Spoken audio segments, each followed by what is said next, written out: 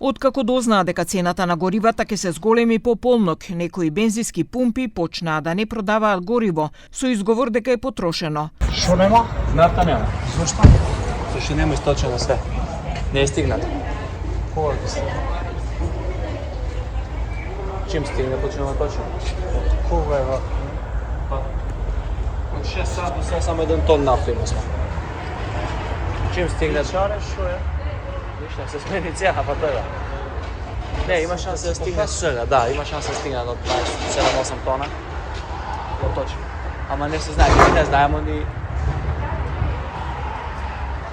Се може само те заебу да доеш па да нема нафта.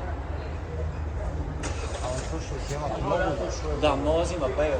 Видиш, автобус стоја точно, овој стоја тamo точно, а нема нафта. Вакви ситуации се случија на бензинските пумпи кои се блиску до границите, но и во градовите. Ова ги иритираше граѓаните кои некои ги опишуваат како корисници на кризата.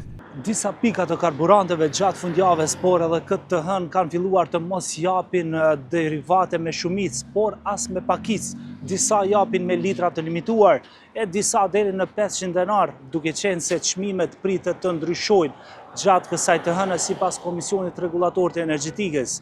Nga ana tjetër, konsumatorët shprehen të revoltuar duke qenë se pikat e karburanteve po shfrytëzojnë këtë krizë në dëm të qytetarëve. Со почетокот на војната на Блискиот Исток, кризата со гориво се одрази во првата недела од март. Имаше граѓани кои чекаа во ред за да ги наполнат своите резервоари. Регулаторна комисија за енергетика ја одобри одлуката за зголемување на малопродажните цени на нафтените производи во просек за 14,27% во споредба со одлуката од 2 март 2026 година. Од полнок вечерва, веќе на 10 март, овие цени ќе стапат на сила.